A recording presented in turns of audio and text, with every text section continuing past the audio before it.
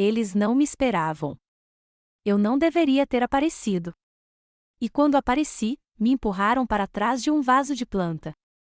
Ninguém pensou que eu voltaria, não depois do que disseram, não depois do silêncio que se estendeu por anos estados. Mas as pessoas subestimam o poder de assuntos inacabados.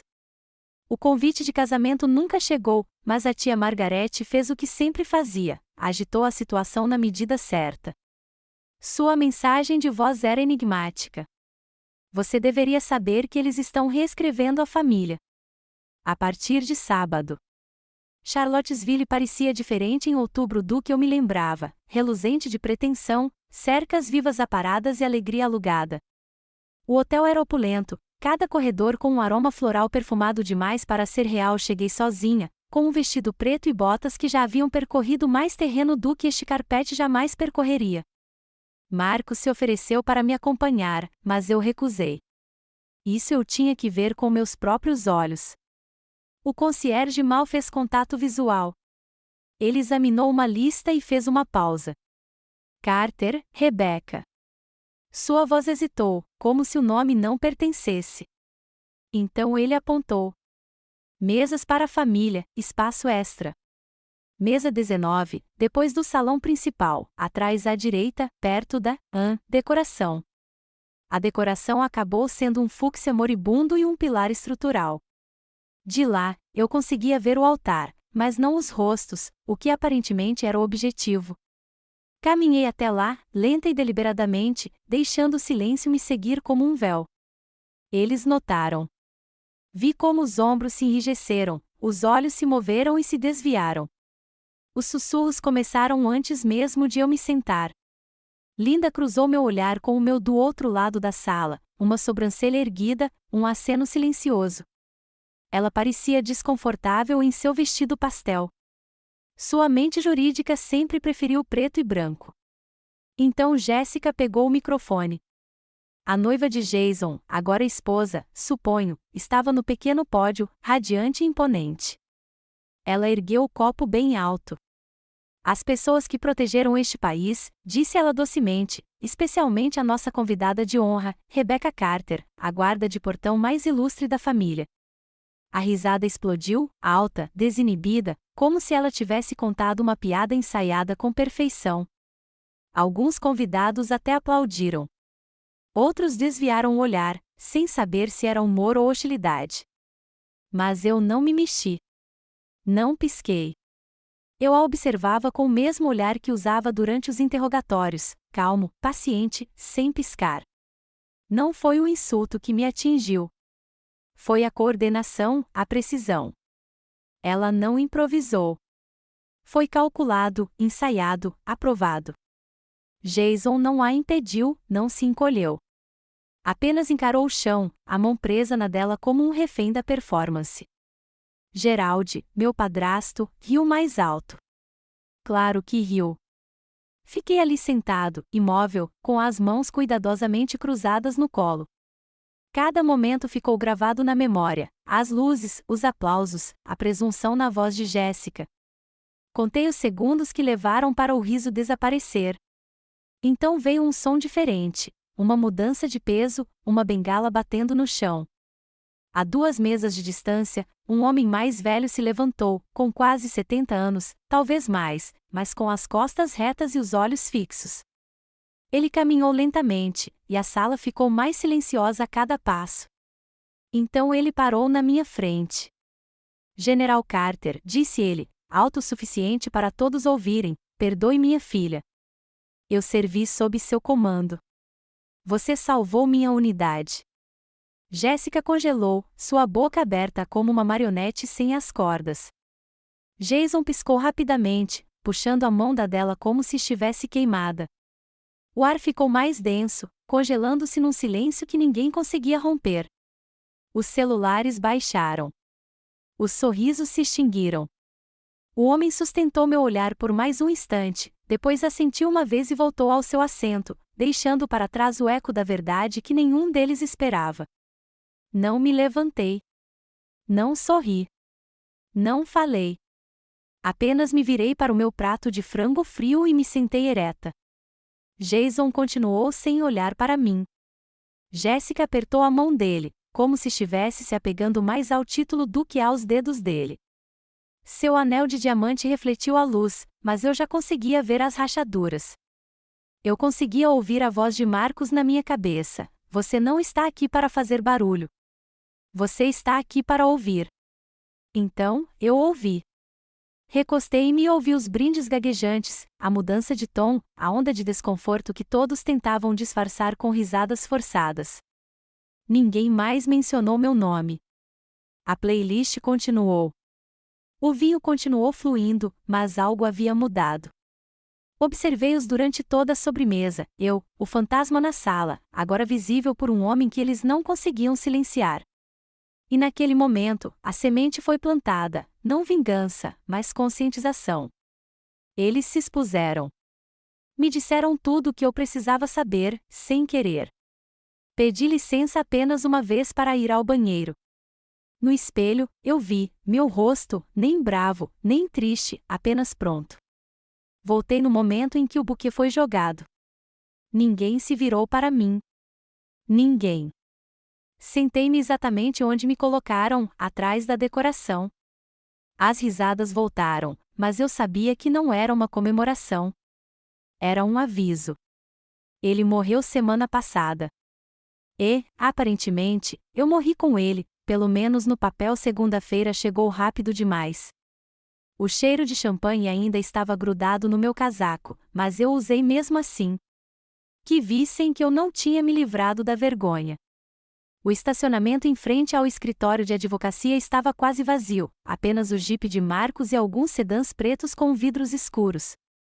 O prédio era baixo e moderno, todo de vidro e metal, fingindo ser importante. A recepcionista não fez contato visual, apenas fez um gesto em direção a uma porta à esquerda. Entrei numa sala branca demais para ser gentil. As paredes, a mesa, até as persianas, tudo tinha um quê de cirúrgico. Gerald estava de pé, já abotoando o blazer, como se estivesse prestes a fazer um elogio fúnebre que havia decorado anos atrás. Dois estranhos de terno cinza escuro estavam sentados ao lado dele, um batendo a caneta num bloco de notas, o outro folheando um tablet. Linda também estava lá. Ela se sentou mais atrás, não à mesa, apenas perto o suficiente para ser incluída, longe o suficiente para fingir que não estava. Ela não sorriu quando nossos olhares se encontraram. Marcos encostou-se à parede, braços cruzados, em silêncio, observando. Vamos começar, disse Gerald, alisando a lapela. O mais jovem dos dois ternos pigarreou. Estamos aqui para executar o testamento final de Walter Whitmore, conforme alterado e autenticado 2 semanas antes de seu falecimento. Sentei-me. Ninguém ofereceu condolências. O advogado ajustou os óculos. Walter Whitmore legou o patrimônio da família, incluindo todos os bens imóveis, ativos líquidos e fundos fiduciários, aos seus descendentes legalmente reconhecidos e curadores nomeados, ou seja, Gerald Whitmore, Jason Carter e Jessica Carter. Meu nome não foi lido. Esperei. O silêncio se estendeu. A caneta parou de bater. Olhei para Gerald. É só isso? Ele deu um sorriso que não alcançou seus olhos. Sim. Era desejo do seu avô manter as coisas simples. Foi mesmo? Minha voz não se elevou, mas ficou mais grave. Linda se remexeu na cadeira. O advogado continuou, quase roboticamente, descrevendo as distribuições secundárias e os arranjos para as despesas do funeral. Minha mente voltou a uma lembrança, a mão do meu avô na minha, meses atrás. Ele estava frágil, mas lúcido. Se algo acontecer, manterei o legado intacto, eu disse. Ele assentiu e sussurrou, eu sei que você o fará. Mas agora, eu estava apagada. Linda se aproximou de mim depois da reunião, enquanto os outros saíam. Ela não disse nada de imediato, apenas me entregou o celular. Uma captura de tela iluminou a tela, um cabeçalho em PDF, Whitmore Will V2.pdf, e um balão de comentário na lateral que dizia, incluir Rebecca se conforme confirmação oral. Eu vi isso há um mês, disse ela suavemente, antes de atualizarem o servidor. Fiquei olhando para ele. Por que você não disse nada? Perguntei. Eles me bloquearam logo depois. Eu nem deveria estar naquele arquivo, disse ela. Mas eu pensei que seria FI. Fixo. Marcos não disse nada. Apenas me entregou um pendrive. O que é isso? Perguntei. Sua herança, disse ele, ou pelo menos um pedacinho dela. De volta ao carro, conectei o pendrive ao meu laptop. Uma pasta compactada apareceu, archives_ww. Lá dentro, havia digitalizações, algumas completas, outras parciais, dos rascunhos originais do testamento. Cliquei nelas rapidamente, com os dedos tremendo. Então vi, a página 4, faltando, em branco. O arquivo pulou da página 3 para 5 sem um único soluço. A indexação estava intacta. A exclusão estava limpa. Limpa demais. Marcos falou baixinho ao meu lado. O registro de data e hora mostra que alguém acessou o servidor central da empresa no dia seguinte à morte de Walter. Eu congelei. Adivinhe qual endereço IP, acrescentou. Olhei para o registro. Lá estava, uma linha, arrepiante em sua precisão, Gerald Whitmore, executivo. Minha boca ficou seca. Ele tinha entrado, editado os arquivos, me removido cirurgicamente, como se estivesse removendo um tumor, como se eu fosse uma doença no sobrenome. Fiquei olhando para a tela até as linhas se borrarem. Gerald esperou anos pela morte do meu avô. E quando isso aconteceu, garantiu que o último vestígio meu fosse com ele. Marcos olhou para mim. Podemos rastrear as edições, restaurar backups parciais, mas isso não será válido no tribunal. Ainda não. Linda enviou uma mensagem em seguida. Foi curta, registraram a nova versão 2 dias depois. Legalmente limpa. Eles me apagaram, eu disse em voz alta, o peso finalmente se acomodando no meu peito como cimento fresco. Isso significa que eles têm medo de que eu exista. A justiça não bate à porta.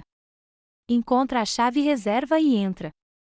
A propriedade Whitmore não havia mudado, não como as coisas antigas realmente não mudam. A tinta descascara em uma rebelião silenciosa. As videiras haviam tomado os beirais inferiores como soldados retomando o terreno.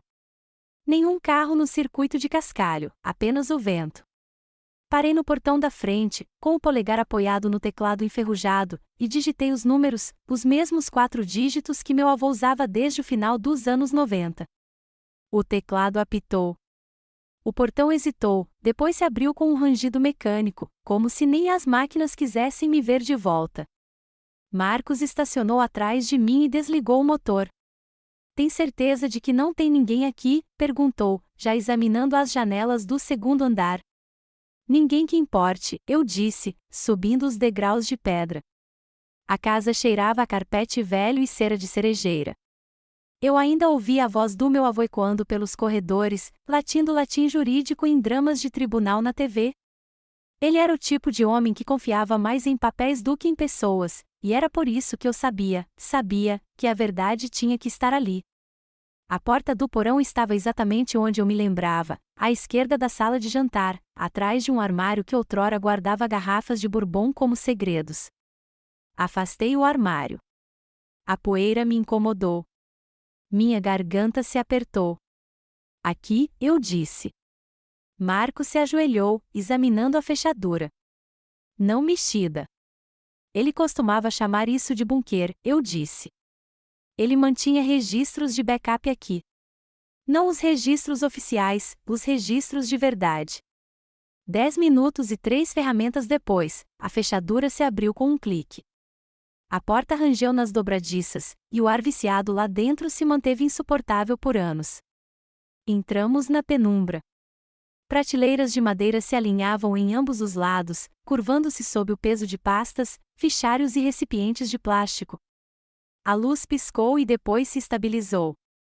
E então, atrás de uma caixa com a etiqueta Recibos de 2003 a 2008, eu vi um pequeno armário de metal, com uma fechadura de combinação. Meus dedos hesitaram sobre o mostrador. A memória muscular entrou em ação. 3 para a esquerda, 2 para a direita, uma volta completa para trás. Abri. Dentro, havia uma pasta preta e fina sobre um pano de veludo. Abri-a lentamente. O papel estava amarelado, mas nítido, datilografado, não impresso. O cabeçalho dizia: Rascunho da Whitmore Estate, janeiro de 2023. Meu nome estava lá, claramente sublinhado. A lista de distribuição me incluía, além de Jason e Gerald. Sem Jéssica. Senti o calor subir no peito, mas não raiva, alívio, intensificado pela estratégia. Marcos se inclinou. Não autenticado. Não, eu disse, apontando para o canto inferior esquerdo, mas vê aquilo? Um pequeno emblema em relevo, uma estrela de 5 pontas ladeada por uma águia, código militar. Ele registrou isso enquanto ainda prestava consultoria para o Departamento de Defesa. Eu disse, essa é a marca de criptografia dele. Abaixo, uma linha escrita à mão, se encontrarem isso, enterrarão. Se você encontrar, desenterre. Fiquei sem fôlego. Examinei as páginas. Nada sugeria que aquilo tivesse sido finalizado, mas era alguma coisa, uma versão, uma impressão digital, uma memória que ninguém conseguia apagar. Marcos já estava inicializando o scanner portátil que trouxemos. Vou fazer um backup agora, disse ele. Ótimo, respondi. Não confio em mim. Nesse momento, seu telefone vibrou. Ele verificou e franziu a testa. O quê? O firewall do servidor principal da Whitmore Indico foi violado há 3 dias. Os carimbos de data mora dos arquivos foram alterados. Acesso IP de uma rede local. Virei-me lentamente. Aqui? Ele assentiu. Dentro desta propriedade. Não poderia ter sido feito remotamente, a menos que alguém estivesse dentro do perímetro. Apenas familiares e funcionários do departamento jurídico tinham esse nível de acesso. Encarei o teto, como se ele pudesse me responder. Você disse que o servidor contém arquivos digitais, perguntei. Sim, mas alguém extraiu parte dele. Sem força bruta. Digitação de senha. Silêncio. Minha voz endureceu. O que significa que eles não me apagaram simplesmente. Eles o forjaram. A verdade não grita. Ela espera em silêncio, na sombra, na vergonha. O asilo de Vincent Bell ficava à beira de um antigo penhasco de pinheiros no condado de Albemarle, um lugar para onde os homens iam para desaparecer com suas medalhas e arrependimentos. Estacionei ao lado de um sedã desgastado, sem 2 calotas. Marcos seguiu sem dizer uma palavra, com o celular desligado pela primeira vez. Fizemos o check-in na recepção. A enfermeira, de uns 50 e poucos anos, simpática daquele jeito distante, perguntou quem viemos ver. Vincent Bell, eu disse. Seus olhos se estreitaram levemente. Ele não recebe muitas visitas. Eu não sou a maioria das visitas. O quarto 212 cheirava a antisséptico e poeira. As persianas estavam fechadas. Uma televisão sem som exibia um antigo filme de guerra em preto e branco, uma ironia amarga demais para rir. Bell estava sentado em uma poltrona reclinável, com as pernas cobertas por um cobertor de lã dobrado. Sua pele estava quase translúcida, mas seus olhos eram penetrantes, azul marinho, e imóveis. Ele não olhou para nós quando entramos, apenas pegou o controle remoto e desligou o filme. Estou aposentado, disse ele, sem se virar. Não estou aqui para aconselhamento jurídico, respondi. Só para esclarecer as coisas. Isso é pior, murmurou. Marcos permaneceu perto da porta. Vim por causa da propriedade do meu avô, Walter Whitmore, continuei. Ele fechou os olhos, só por um instante. Eu sabia que ele me traria de volta dos mortos de um jeito ou de outro. Ele confiava em você, eu disse. Ele te chamava de sua última espinha dorsal. Ele me chamou de pior. Dei um passo à frente e coloquei uma foto antiga na mesa lateral. Era granulada, impressa a partir de uma digitalização. Dois homens estavam de pé ao lado de uma ampla mesa de carvalho, Bell e Walter. Na foto, Walter segurava uma caneta no ar, com um documento aberto sob a mão. Encontrei isto no cofre do porão dele, eu disse.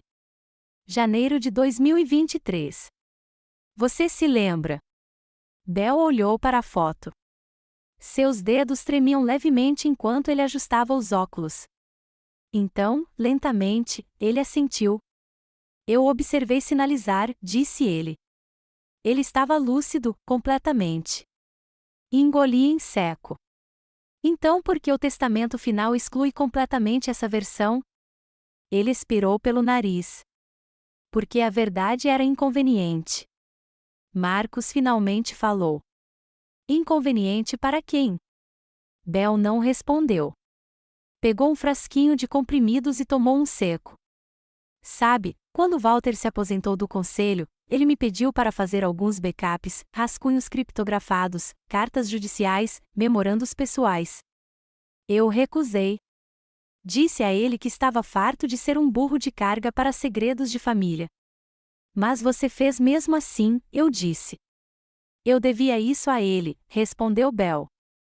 Mas quando Gerald bateu na minha porta, bem, digamos que eu não queria que minha aposentadoria fosse auditada. Assenti lentamente. Então, eles pegaram você. Pegaram todo mundo. Tirei o disco externo da bolsa e o coloquei delicadamente sobre a mesa. Ajude-me a restaurar isso, e eu restaurarei aquilo com que te enterraram. Ele não se moveu a princípio, apenas encarou a caixa de metal como se contivesse uma granada. Criptografia? Perguntou. Nível militar, assinaturas incorporadas, rastros de metadados, nada simples. Ele riu, um som seco e superficial.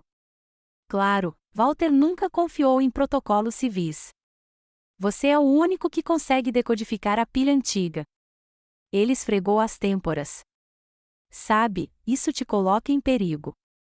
Eu fui apagado, eu disse. Não se pode matar alguém duas vezes. O silêncio se instalou como poeira entre nós. Então ele pegou a foto novamente. Seus dedos roçaram a borda. Ele não olhou para mim, apenas manteve o olhar fixo naquele momento congelado no tempo. A enfermeira bateu de leve e colocou a cabeça para dentro. Está tudo bem, Sr. Bell? Ele acenou para ela se despedir. Tudo bem, disse ele finalmente, com um suspiro longo e lento. Já fiquei em silêncio por tempo suficiente. Ele nunca apertou enviar, mas escreveu tudo o que importava. O escritório cheirava a óleo de limão e a julgamentos antigos. Depois do funeral, eles selaram a sala, poliram os puxadores de latão, tiraram o pó das estantes e cobriram a mesa de mogno com um plástico esterilizado, como se preservar o legado significasse congelá-lo. Mas nada em Walter Whitmore jamais fora frio. Marcos rompeu o lacre da porta. Entrei lentamente, deixando o silêncio me envolver como uma segunda pele. As cortinas estavam fechadas, mas o sol da tarde entrava pelas laterais. Na parede do fundo, seu diploma de Georgetown estava pendurado ligeiramente torto, ladeado por duas medalhas que eu só vira pessoalmente uma vez. Bell nos dera o código de acesso para acessar a unidade offline. Ele disse que Walter mantinha um arquivo de emergência naquela sala, separado dos servidores jurídicos, protegido contra adulterações. Se vocês encontrarem, Bell nos disse, saberão que ele queria que fosse encontrado. Marcos ligou o terminal enquanto eu andava lentamente atrás dele.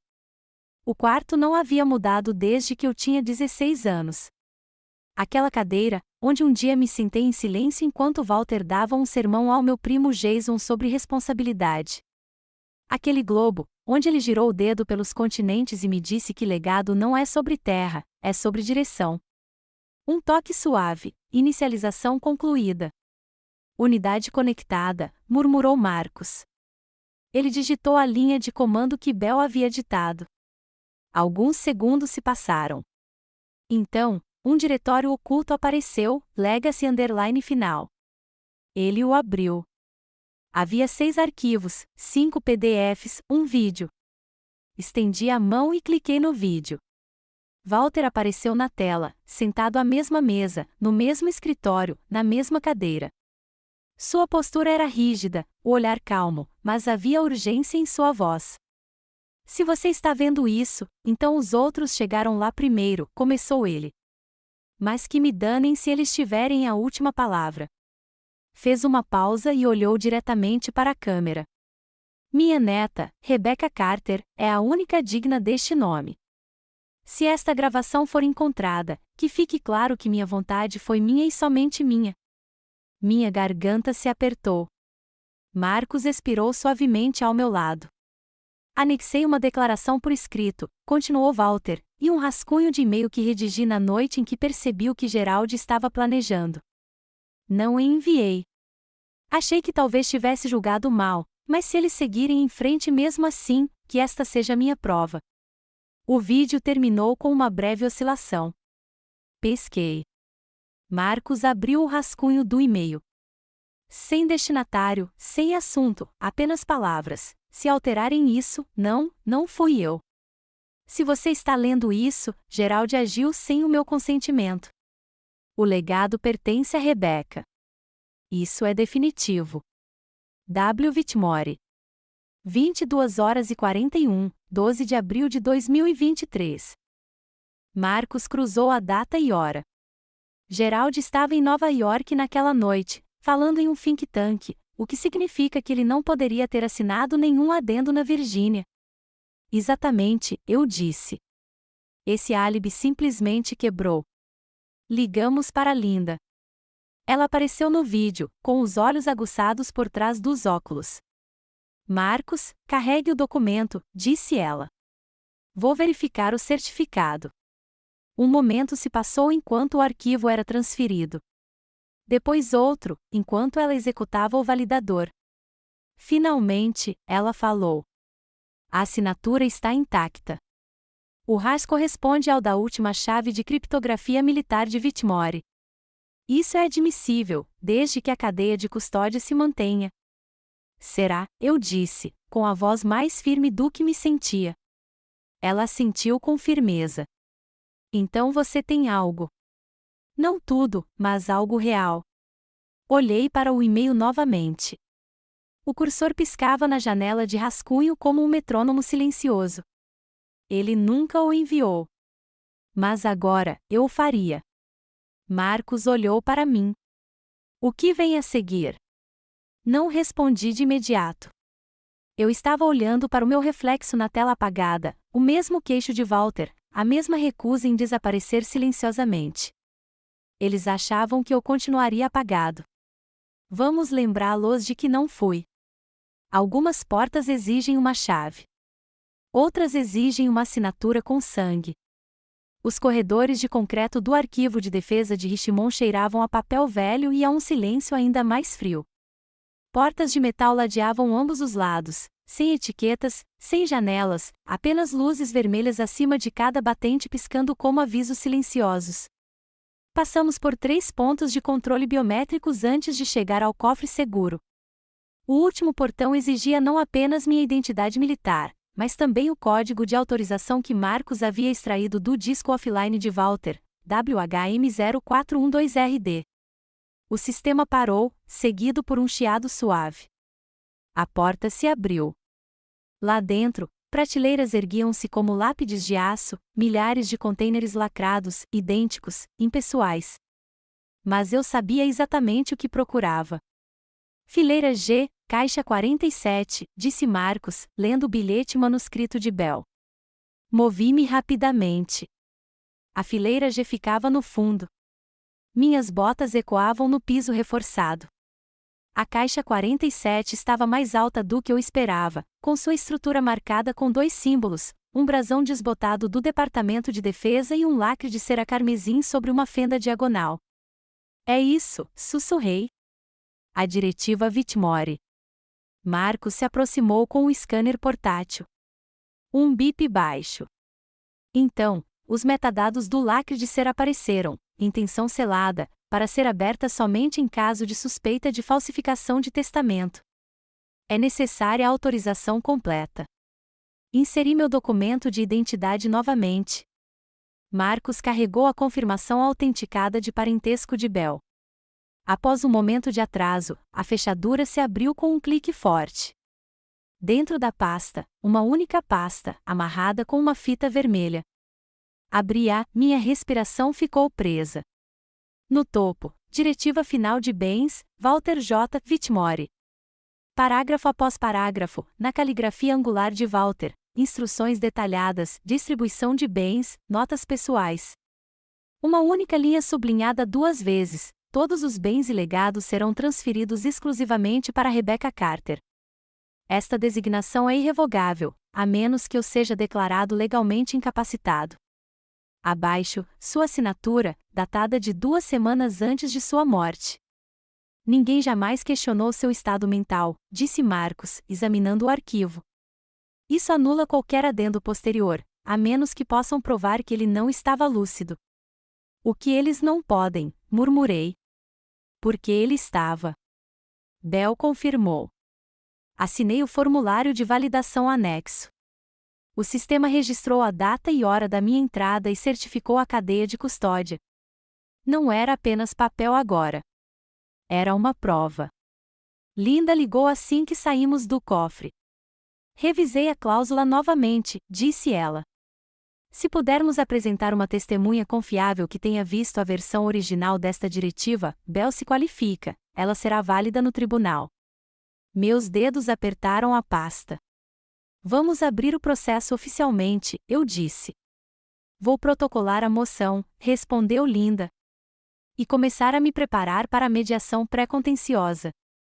Preparando? Ah, disse ela com um toque de rispidez, eles vão tentar chegar a um acordo quando souberem que você está com a bala. De volta ao carro, encarei o envelope lacrado vermelho. Eles achavam que tinham enterrado a verdadeira intenção de Walter, escondido-a atrás do protocolo, da intimidação e do silêncio. Mas agora eu a tinha. Vamos tornar isso público. Não se vence guerras esperando. O café ficava no final de uma rua tranquila, o tipo de lugar onde as pessoas sussurravam sem querer. Livros enfeitavam uma parede, jazz suave ecoava por caixas de som escondidas, e o barista mal olhou para cima quando entramos, exatamente como precisávamos. Linda já estava na mesa dos fundos. Mark Vichiar chegou precisamente 2 minutos atrasado, jornalista da velha guarda, blazer um pouco desgastado, bloco de notas na mão, sem laptop. Isso me disse tudo sobre ele. Presumo que não se trate de um perfil superficial, disse ele, com os olhos penetrantes sob as sobrancelhas prateadas. Deslizei uma pasta sobre a mesa. Estou lhe dando algo que ninguém mais tem. Ele a abriu e começou a escanear. Dentro, a cópia autenticada da diretiva de intenção selada, a mensagem em vídeo de Walter Whitmore e uma versão impressa do testamento inalterado. Mark não falou nada por 30 segundos inteiros. Jesus, murmurou. Isso não é só uma briga de família. Isso é apagamento. Foi o que eles tentaram fazer, eu disse, em voz baixa. Apagar um nome, reescrever uma linhagem. Ele folheou cada página com cuidado, parando de vez em quando para olhar de soslaio uma assinatura ou um carimbo de data e hora. Ao encontrar a letra escaneada, a letra do próprio Walter, assobiou baixinho. Já cobri um caso assim uma vez, disse ele. Veterano do Vietnã, cortado da própria herança por ser instável. Levou 10 anos e um ataque cardíaco para reverter isso. Linda se inclinou para a frente. Isso não vai levar 10 anos. Você vai publicar uma história limpa. Sem acusações, apenas fatos. Deixe o público ligar os pontos. Quais pontos? Virei a última página em sua mão, meu nome desaparecido, meu legado arrancado, uma assinatura falsificada, um homem enterrado antes que sua verdade fosse dita. Mark assentiu lentamente e olhou para Linda. Você sabe que, assim que isso for publicado, eles vão retaliar. Processos judiciais discretos, declarações públicas. Tudo bem, respondeu Linda. Construímos uma barreira legal, mas, mais importante, o momento certo é crucial.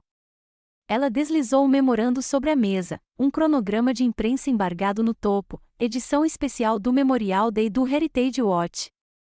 Você publica no Memorial Day, ela disse, e eles não vão conseguir ignorar. Mark olhou para mim. Por que agora? Porque agora eu não sou a história, eu disse. O legado é, e eles estão prestes a aprender o que significa quando você tenta enterrar um soldado. Ele bateu a caneta na pasta. Gerald Whitmore, murmurou ele. Sabe, ele estava sob investigação há uma década. Meu pulso desacelerou. Não. Por quê? Fraude em licitações, contratos militares. Eles enterraram. Contatos, advogados. Você sabe como é. Sorri levemente. E você tem fontes? Ele sorriu de volta. Ainda tenho. Linda deslizou um formulário de autorização para ele. Nós forneceremos o backup completo se você concordar com o embargo até 29 de maio. Ele assinou sem hesitar. Vou escrever tudo limpo. Sem especulações. Apenas o registro e o apagamento. Eu me levantei. Ele também. Na beira da mesa, parei. Eles apagaram uma soldada. Vamos escrevê-la de volta para a história. Mark não respondeu imediatamente. Pegou a última folha da pasta e seus olhos se fixaram na linha logo acima da assinatura escaneada. Sua voz era baixa quando leu em voz alta. A última Whitmore viva é Rebecca Carter. Não foi apenas um funeral. Foi uma tomada de poder. A sala de reuniões da Fundação Whitmore cheirava a mogno, decisões antigas e medo. Marcaram a reunião para as 8 horas em ponto. Cheguei às 7h50 com arquivos, credenciais e o peso de um nome que tentaram apagar. Gerald estava de pé à cabeceira da longa mesa, abotoaduras de prata impecáveis brilhando como medalhas. Ele sorriu quando entrei, magro, artificial. Esta é uma sessão fechada, disse ele em voz alta. A senhorita Carter não está na lista de autorizados. Linda, sentada à minha direita, levantou-se calmamente. Desde sexta-feira passada, essa lista mudou. Ela entregou um documento lacrado por cima da mesa. O presidente, um homem envelhecido chamado Hughes, ajeitou os óculos e começou a ler. Murmúrios se espalharam pela mesa. Reconhecimento certificado do status de herdeiro, disse Linda claramente, pelo Tribunal do Condado de Charlottesville, após a apresentação de provas seladas, diretiva legal e verificação da cadeia de custódia. Os lábios de Gerald se apertaram. Inventado. Você espera que a gente acredite nessa farsa? Você não precisa acreditar, eu disse, colocando o arquivo de intenções lacrado na frente de Hughes. Você só precisa ler. Ele pegou o envelope lentamente, examinou o selo vermelho e recostou-se. Datado 3 meses antes do testamento mais recente, murmurou. A voz de Bell ecoou pelos alto-falantes. Ele estava sentado, emoldurado por um quadrado escuro no zoom, com seu cap de veterano abaixado. Eu testemunhei Walter Whitmore assinar aquele documento. Ele estava coerente, plenamente consciente. Linda deslizou um último trecho, o e-mail não enviado de Walter. Se alterarem isso, não fui eu, leu em voz alta. Corresponde à sua caligrafia, à sua criptografia e à assinatura digital usada exclusivamente em comunicações jurídicas. A sala de reuniões se virou para Gerald pela primeira vez. Sua compostura se rompeu. Isso é uma falsificação, ele latiu. Tudo isso. Manipulação de vídeo, scripts de inteligência artificial. Qualquer um pode falsificar um testamento hoje em dia. Linda não hesitou. Então entre com um processo. Estamos prontos. Ele congelou, sem esperar o contra-ataque. A voz de Bell interrompeu novamente. Você reivindicou autoridade até que uma herdeira legítima aparecesse. Pois bem, aqui está ela. O silêncio se seguiu, tenso, cortante, retesado como uma mola carregada. Não sorri. Não pisquei. Deixei o silêncio trabalhar por mim pela primeira vez. Não era vazio. Então, uma cadeira rangeu. Lydia Benton, membro do conselho, aliada de longa data de Gerald, levantou-se lentamente. Seu colar de pérolas se moveu com o movimento. Apoio esta fundação há mais de 20 anos, disse ela, em voz baixa, mas firme. E não tenho interesse em participar de uma guerra jurídica da qual não fui informada. Gerald se virou para ela. Lydia? Até que isso seja resolvido, disse ela, fechando o caderno, retiro meu apoio. Era para homenagear os mortos. Expôs os vivos. O ar carregava uma gravidade sombria, do tipo que só o Memorial Day poderia evocar. Fileiras de cadeiras se alinhavam na praça em Charlottesville, ladeadas por bandeiras americanas e instrumentos de sopro. A multidão era enorme. Veteranos, autoridades municipais, famílias com bandeiras dobradas agarradas ao peito. E no palco, vestida com um terno azul marinho sob medida, elegante demais para amanhã, estava Jéssica. Ela segurava o microfone com a mesma postura de quando me humilhou no casamento. Mas hoje, ela sorriu para a câmera com o lábio inferior trêmulo, como se tivesse ensaiado a tristeza diante de um espelho. Nós nos reunimos, ela começou, para homenagear os sacrifícios daqueles que vestiram o uniforme, especialmente nossa família, que carregou o nome Whitmore com dignidade e propósito. Meus punhos se fecharam ao lado do corpo. A Fundação Whitmore, continuou ela, continua comprometida com o legado, a verdade e o serviço, valores transmitidos de geração em geração. Gerald e Jason estavam atrás dela. O rosto de Jason estava neutro. Gerald parecia presunçoso, como se aquela apresentação fosse enterrar a verdade de uma vez por todas. Quando Jéssica começou a falar, a tela atrás dela piscou. Este é um dia de união, disse ela. E como família, nós. O projetor piscou, depois congelou, depois mudou. Sua voz continuou, mas não na mesma cadência. Falei com a Rebecca, dizia a imagem agora, em baixa resolução, granulada e obviamente fora do roteiro. Ela concordou em abrir mão da reivindicação. Esta é a decisão dela. Nós a apoiamos. Suspiros percorreram a multidão. O vídeo mudou para um rascunho de e-mail com data e hora, e a voz de Jéssica em uma mensagem de voz, ela não sabe que eu acessei. Contanto que ninguém verifique, estamos bem. Um segundo vídeo, Gerald andando de um lado para o outro em um escritório. Apagamos a linha. Ela é uma relíquia. Ninguém sentirá falta dela. Jéssica se virou. Corta, sibilou para alguém fora do palco, mas a tela permaneceu. O operador teve dificuldades com o sistema, que piscava, travava. Então, uma nova transmissão foi ativada. Marcos, firme, transmitindo de um dispositivo reserva, segurando um telefone em frente a um microfone, com uma expressão indecifrável. O áudio tocou novamente, mais alto, e depois silêncio. Nenhuma música, nenhum discurso, apenas o vento batendo nas lapelas e medalhas. Um por um, os veteranos da primeira fila se levantaram, lentamente, sem dizer uma palavra, de frente para mim. Um ex-comandante da Marinha fez a saudação. Depois, uma mulher da Força Aérea. Um fuzileiro naval em uma cadeira de rodas levou a mão ao peito. Fiquei parado. Não acenei, nem sorri.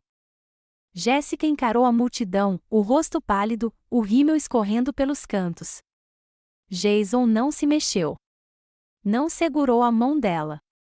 Não a defendeu. Olhou para mim, mas apenas por um segundo. Então deu um passo para trás, deixando o espaço entre eles se alargar como uma falha geológica. A praça inteira ficou em silêncio. Linda se aproximou de mim, em voz baixa. Essa foi só a primeira parte. Não olhei para ela. Então vamos mandar direito. Ela tentou se desculpar. Eu simplesmente não abri o envelope. A casa estava silenciosa demais. Marcos tinha ido para o quarto de hóspedes. Linda estava online, mas no mudo, sua presença mais como um conselho silencioso do que como uma voz ativa. Lá fora, o mundo ainda se recuperava da transmissão do memorial. Lá dentro, eu estava sentado sozinho à minha mesa, cercado pelas sombras projetadas por uma única luminária de latão. Abri a gaveta de baixo, aquela em que eu não tocava desde o dia seguinte ao casamento. O envelope ainda estava lá, creme, sem lacre, mas dobrado nos cantos, como se tivesse esperado tempo demais para ser lido. A letra de Jéssica na frente, para Rebeca. Segurei-o por um bom tempo antes de enfiar um abridor de cartas pela aba. Era escrito à mão, desleixado, apressado, borrado em alguns lugares, talvez lágrimas, talvez tinta. Li cada palavra como se estivesse caminhando por um campo minado. Rebeca, você provavelmente me odeia. Talvez devesse. Mas, por favor, leia isto antes de decidir que tipo de monstro eu realmente sou. Gerald me deu uma escolha: ajudá-lo a apagar você ou ver Jason perder tudo, seu negócio, sua participação na fundação, seu nome. Ele tinha o poder de levá-lo à falência em um dia. E Jason, ele não sabia. Apertei a carta com mais força do que pretendia. Não me orgulho do que fiz. Reduzi as linhas. Menti. Mas nem tudo foi escolha minha. Ele controlava os advogados, o conselho, até a imprensa por meios clandestinos. Disse que você tinha se rebelado, que tinha arruinado a fundação com sua obsessão. Eu acreditei nele. Ou talvez eu simplesmente não quisesse ser pobre de novo. Dentro desta carta está um arquivo de um celular descartável que eu tinha para emergências. Gravei uma ligação com ele, no dia em que ele me ameaçou. Talvez seja o suficiente para provar alguma coisa. Talvez seja tarde demais. Não sei. Mas você merece ouvir isso de mim, não deles. Desdobrei o pedaço de papel dentro da carta. Continha um pequeno cartão de memória. Marcos bateu uma vez antes de entrar. Eu vi a luz, disse ele. Está tudo bem? Não respondi. Apenas inseri o cartão no leitor. A voz de Gerald soou ríspida e clínica. Você acha que é da família, sua decoração? Se não cumprir seu papel, eu corto o financiamento. A empresa do Jason vai falir da noite para o dia. Eu sou dono de cada fio desta tapeçaria, Jéssica. Não me faça te excluir. Então, o clique da voz de Jéssica, quase inaudível. Então, você está me chantageando? Não, respondeu Gerald. Estou te dando clareza. Parei a reprodução. Olhei para a mesa, o envelope vazio, a carta agora tremendo na minha mão. Peguei meu telefone e disquei para Geis. Jéssica encarou a multidão, o rosto pálido, o rímel escorrendo pelos cantos. Jason não se mexeu. Não segurou a mão dela. Não a defendeu. Olhou para mim, mas apenas por um segundo. Então deu um passo para trás, deixando o espaço entre eles se alargar como uma falha geológica. A praça inteira ficou em silêncio. Linda se aproximou de mim, em voz baixa. Essa foi só a primeira parte. Não olhei para ela. Então vamos mandar direito. Ela tentou se desculpar. Eu simplesmente não abri o envelope. A casa estava silenciosa demais. Marcos tinha ido para o quarto de hóspedes. Linda estava online, mas no mudo, sua presença mais como um conselho silencioso do que como uma voz ativa. Lá fora, o mundo ainda se recuperava da transmissão do memorial. Lá dentro, eu estava sentado sozinho à minha mesa, cercado pelas sombras projetadas por uma única luminária de latão. Abri a gaveta de baixo, aquela em que eu não tocava desde o dia seguinte ao casamento. O envelope ainda estava lá, creme, sem lacre, mas dobrado nos cantos, como se tivesse esperado tempo demais para ser lido. A letra de Jéssica na frente, para Rebeca. Segurei-o por um bom tempo antes de enfiar um abridor de cartas pela aba. Era escrito à mão, desleixado, apressado, borrado em alguns lugares, talvez lágrimas, talvez tinta. Li cada palavra como se estivesse caminhando por um campo minado. Rebeca, você provavelmente me odeia. Talvez devesse. Mas, por favor, leia isto antes de decidir que tipo de monstro eu realmente sou. Gerald me deu uma escolha: ajudá-lo a pagar você ou ver Jason perder tudo, seu negócio, sua participação na fundação, seu nome. Ele tinha o poder de levá-lo à falência em um dia. E Jason, ele não sabia. Apertei a carta com mais força do que pretendia. Não me orgulho do que fiz. Reduzi as linhas. Menti. Mas nem tudo foi escolha minha. Ele controlava os advogados, o conselho, até a imprensa por meios clandestinos. Disse que você tinha se rebelado, que tinha arruinado a fundação com sua obsessão. Eu acreditei nele. Ou talvez eu simplesmente não quisesse ser pobre de novo. Dentro desta carta está um arquivo de um celular descartável que eu tinha para emergências. Gravei uma ligação com ele, no dia em que ele me ameaçou. Talvez seja o suficiente para provar alguma coisa.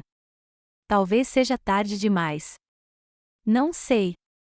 Mas você merece ouvir isso de mim, não deles. Desdobrei o pedaço de papel dentro da carta. Continha um pequeno cartão de memória. Marcos bateu uma vez antes de entrar. Eu vi a luz, disse ele. Está tudo bem? Não respondi. Apenas inseri o cartão no leitor. A voz de Gerald soou ríspida e clínica. Você acha que é da família, sua decoração? Se não cumprir seu papel, eu corto o financiamento. A empresa do Jason vai falir da noite para o dia. Eu sou dono de cada fio desta tapeçaria, Jéssica. Não me faça te excluir. Então, o clique da voz de Jéssica, quase inaudível. Então, você está me chantageando? Não, respondeu Gerald. Marcos não esperou ser convidado. Vou demonstrar. Ele rolou o monitor para frente, conectando-o ao seu laptop. Este vídeo contém metadados incorporados, com registro de data e hora, localização verificada e assinatura digital com a chave de criptografia de Walter Whitmore, a mesma chave usada para suas diretivas de propriedade na última década. Ele clicou em uma aba. Aqui está a cadeia de soma de verificação, autenticada por Raj Blockchain, carregada antes que qualquer modificação fosse possível. Qualquer alteração quebraria essa cadeia. O tribunal observou enquanto a sequência de dados brilhava na tela. Recuei. Mesmo que você duvide da carta ou do vídeo, por que a Fundação Whitmore não divulga um balanço financeiro há mais de 3 anos? Por que os registros são inacessíveis aos membros do conselho, quanto mais aos herdeiros? O maxilar de Gerald se contraiu. Seu advogado gaguejou. Isso é irrelevante para o atual? Não, interrompeu o juiz. É absolutamente relevante. Linda se levantou. Meritíssimo, solicitamos ao tribunal que abra uma investigação financeira formal sobre os ativos, despesas e quaisquer contas offshore da Fundação Whitmore mantidas pelo Sr. Gerald Whitmore ou afiliadas. O juiz se virou para Gerald. Você tem alguma resposta? Ele balançou a cabeça lentamente. Isso tudo é circunstancial. Uma narrativa emotiva. O juiz se inclinou para a frente.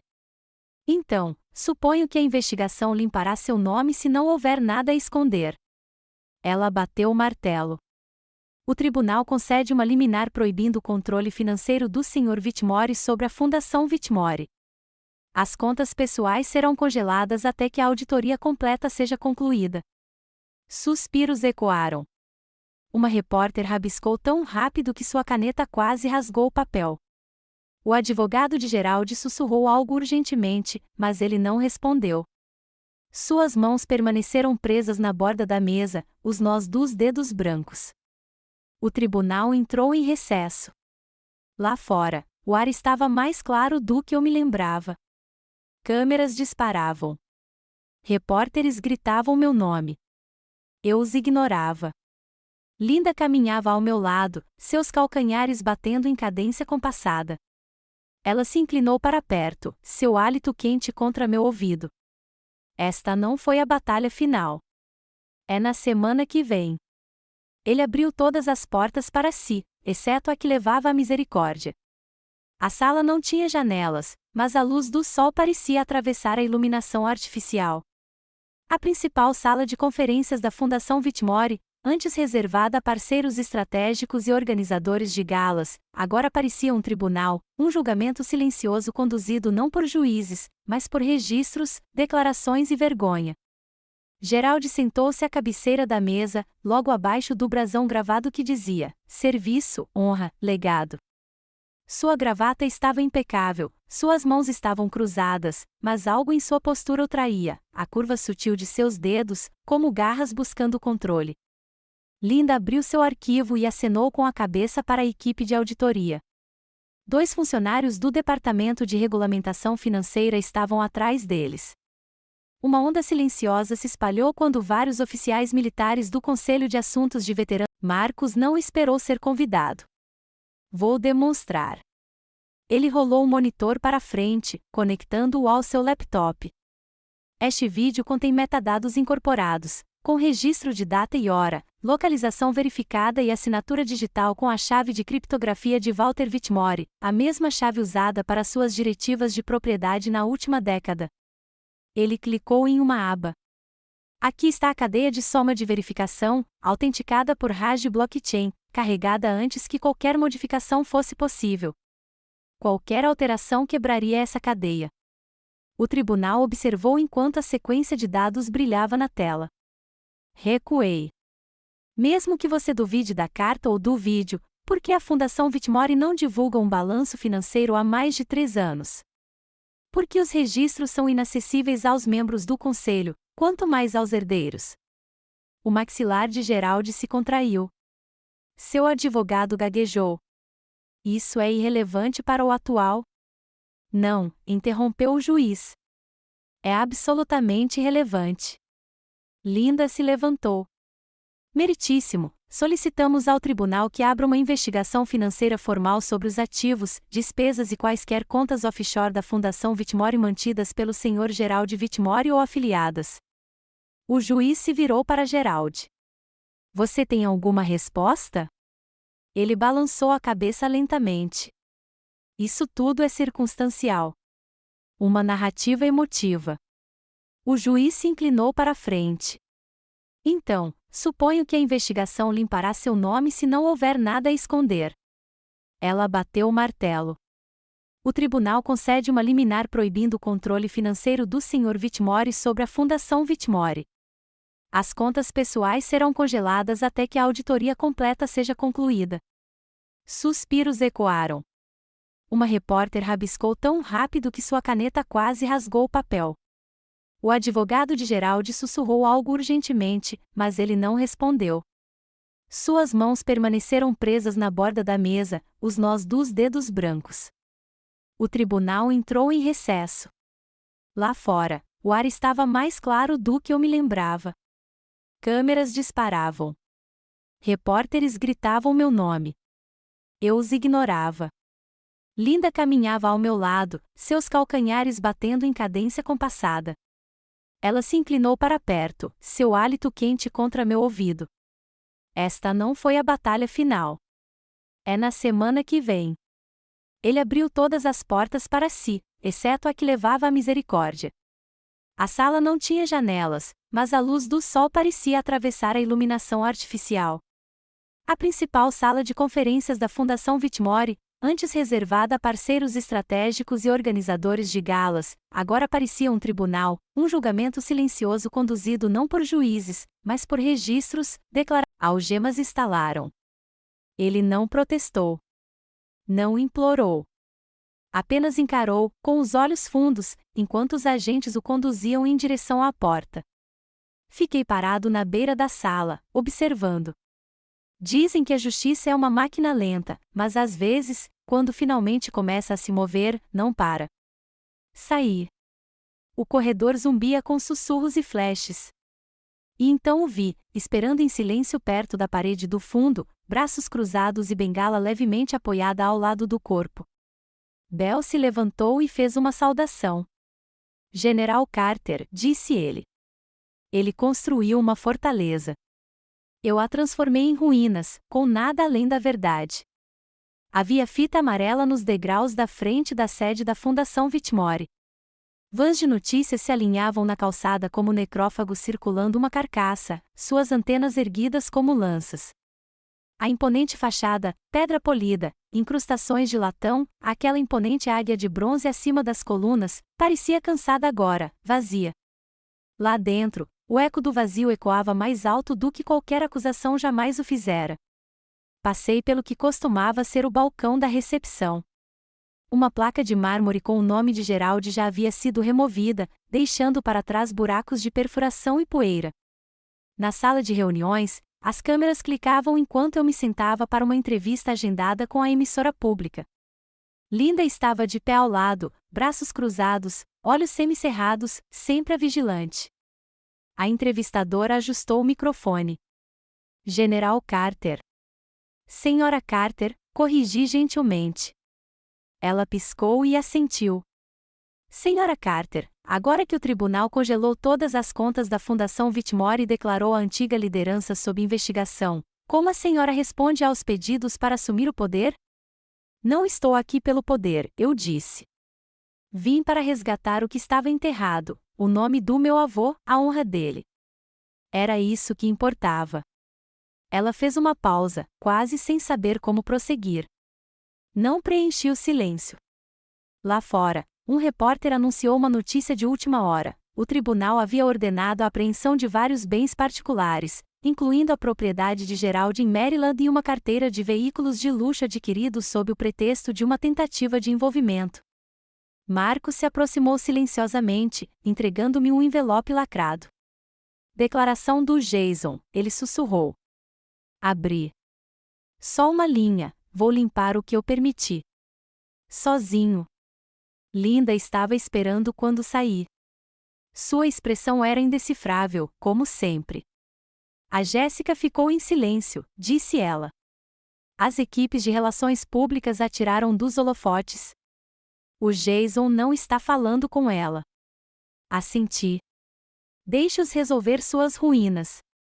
Caminhamos lado a lado, passando pela imprensa. Alguns tentaram gritar perguntas, mas nenhuma pegou. Eu não tinha apetite para espetáculo. Deixe os fatos falarem. Mais tarde naquela noite, de volta à sala de guerra que havíamos montado dentro do escritório de advocacia de Linda, chegou uma das conselheiras interinas, uma mulher mais velha, de casaco azul marinho. Ela apertou minha mão com firmeza. Gostaríamos de lhe oferecer um assento, disse ela. Cargo honorário, com capacidade de supervisão. Sem compromissos de gestão, a menos que você peça. Olhei para a cadeira que ela apontou, limpa, revestida de couro, polida, mas ainda assim um trono. Jason uma vez me disse que me admirava. Então ele me deixou cair. Agora ele estava tentando se levantar sozinho. Alguma notícia dele? Perguntei a Linda. Ela balançou a cabeça. Disse que quer desaparecer por um tempo. Disse que talvez devesse começar a ser honesto.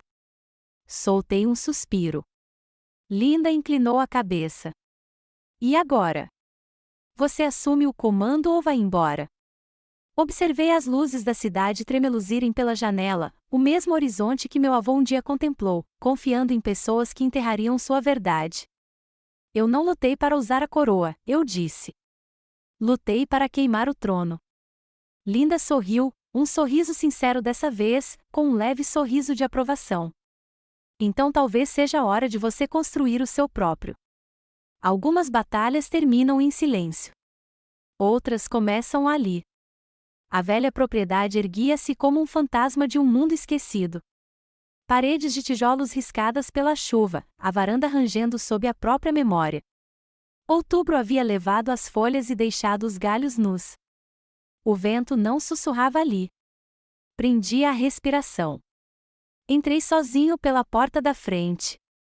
Sem câmeras, sem repórteres, sem advogados, só eu e o eco de botas no piso de madeira. A fechadura tinha sido trocada semanas atrás, mas a chave estava fria na minha palma. Virei-a sem cerimônia. Algumas coisas merecem um fim tranquilo. Passei pela sala de estar, onde retratos estavam pendurados um pouco tortos, como se ninguém tivesse ousado tocá-los desde o funeral. O escritório do meu avô ficava no andar de cima, mas não me apressei. Queria senti-lo, cada passo. Marcos esperou do lado de fora, me deixando andar sozinha. Linda estava de plantão, por precaução, mas até ela sabia que aquela não era uma visita legal. Quando cheguei ao escritório, o cheiro de cedro e tinta me atingiu como uma lembrança. A poeira refletia a luz da manhã em partículas douradas, flutuando sem pressa. A mesa estava intocada, a cadeira ainda inclinada como se esperasse que ele voltasse. E ali, no parapeito da janela, estava a caneta quebrada, a tampa faltando, a ponta manchada e seca. Eu o peguei. Da última vez que ele segurou isto, estava escrevendo algo que seria enterrado sob mentiras. E agora eu estava aqui, segurando a verdade e o peso do que ela custou. Marcos finalmente interveio, silencioso como sempre. Eles liberaram os fundos, disse ele. Tudo é seu. Assenti. Eu sei. Eu já tinha tomado a decisão. Assinei os papéis naquela manhã, ficando com apenas 15%, o suficiente para criar o Fundo de Honra Whitmore, uma homenagem viva ao homem que acreditava que a dignidade vinha antes do legado. O resto? Eu não queria. Linda tinha ligado mais cedo, surpresa. Você poderia reconstruir toda a fundação em seu nome. Eu disse a ela que a briga não era essa. Na cozinha, encontrei a velha caixa de lata da governanta, aquela onde meu avô guardava as cartas. Escondido no fundo, amarelado e frágil, estava o envelope original que continha o rascunho do testamento, aquele que havia desaparecido.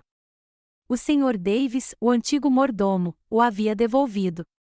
Ele disse que não aguentava mais aquele peso. Não o repreendi. Às vezes, a guerra termina muito depois do cessar-fogo. Saí. O carvalho lá atrás tinha crescido grosso e nodoso, um sobrevivente como todos nós. Cavei um pequeno buraco perto de suas raízes, apenas o suficiente para cinzas e arrependimento. Do bolso do casaco, tirei a cópia falsificada da versão de Geraldi, a mentira que ele jurou que existia. Acendi um fósforo. As chamas curvaram o papel para dentro, enegrecendo sua assinatura até que ela desaparecesse completamente. Deixei as cinzas caírem no solo. Ele plantou mentiras. Eu as enterrei. Tentaram me apagar, então eu mesma gravei o nome. A prefeitura não era grandiosa. Não era para ser. Luzes fluorescentes zumbiam sobre o piso polido, e o pódio era um pouco baixo demais para alguém da minha altura, mas não importava. Nada parecia pequeno hoje. A sala estava lotada, veteranos uniformizados, repórteres com blocos de notas em punho, membros do Conselho de Whitmore, ex-críticos e convertidos silenciosos. Alguns rostos que eu já tinha visto em manchetes. Outros eu lembrava de fotos de família dobradas, sorrindo largamente na juventude, antes da confiança se romper. Fiquei lá no fundo até meu nome ser chamado, Rebecca Carter Whitmore. As sílabas ecoaram mais longe do que eu esperava. Por um instante, ninguém se moveu. Então, cadeiras rasparam, pessoas se levantaram, os aplausos aumentaram, não pela vitória, nem mesmo pela justificação. Eram por algo mais pesado, restauração. Caminhei em direção ao palco com passos firmes, mas sem pressa. Eu não estava ali por vingança. Estava ali porque a verdade exigia uma testemunha. Linda esperava na escada, seus olhos encontrando os meus com um aceno de cabeça que dispensava palavras. Marcos segurava a câmera, pronto, firme. Bel estava sentado na primeira fila, com as mãos entrelaçadas, a coluna ereta, o velho soldado que havia nele não se apagando nem um pouco. O certificado era simples, sem folha de ouro, sem excessos. Apenas meu nome, restaurado, e a frase, liderança honorária em perpetuidade, Fundação Whitmore. Não fiz um discurso. Segurei a placa com as duas mãos e a coloquei de lado. Do meu casaco, tirei a insígnia desgastada do meu avô, o mesmo distintivo que ele manteve escondido na gaveta da escrivaninha por décadas. Coloquei-o no pódio, não para exibição, mas para a memória. Então, abaixei a cabeça, toquei de leve o distintivo e dei um passo para trás. Isso deveria ter sido suficiente, mas alguém se moveu. Jason. Ele saiu das sombras na borda da multidão, barbeado, vestido com o mesmo terno da última audiência, mas sem a esposa ao seu lado desta vez. Ele não disse nada. Apenas estendeu uma caixinha. Eu a abri. Dentro, o brasão original dos Whitmore, esculpido, desgastado, intocado. Ele sussurrou, ele o queria para você. Assenti. Eu sei. As câmeras dispararam. Marcos captou o momento, eu segurando o distintivo, a luz refletindo nas bordas como uma chama. A plateia se levantou primeiro em silêncio, depois aplaudindo, e então uma ovação de pé que não pareceu ensaiada nem educada. Pareceu merecida. Mais tarde, lá fora, uma brisa agitou as pontas do meu casaco enquanto eu estava na escadaria da prefeitura. Repórteres me seguiram, mas eu não parei. Eu já tinha dito o que precisava ser dito. Não se tratava de dinheiro, eu havia dito a eles. Tratava-se de memória, e memória não se forja. Marcos me alcançou quando a multidão diminuiu. Então, perguntou ele, para onde você vai agora? Olhei para as montanhas. Cumes azuis beijavam o horizonte como uma promessa. Onde quer que precisem de mim, eu disse, mas desta vez, terão que perguntar. A justiça não veio com alarde. Chegou em passos medidos, através de confianças quebradas, mentiras queimadas e uma mulher que se recusou a desaparecer. Quando a verdade se impôs sobre o legado construído para apagá-la, até o silêncio teve que ouvir. Como o acorde final de uma melodia muito esquecida, a justiça pode chegar tarde, mas, uma vez ouvida, ecoa para sempre. Porque, às vezes, reivindicar um nome é mais alto que a vingança. Se esta história despertou algo em você, curta, compartilhe, inscreva-se e comente abaixo. Escreva um comentário se você sentiu a dor e a ascensão dela, ou dois se algo deixou você querendo mais.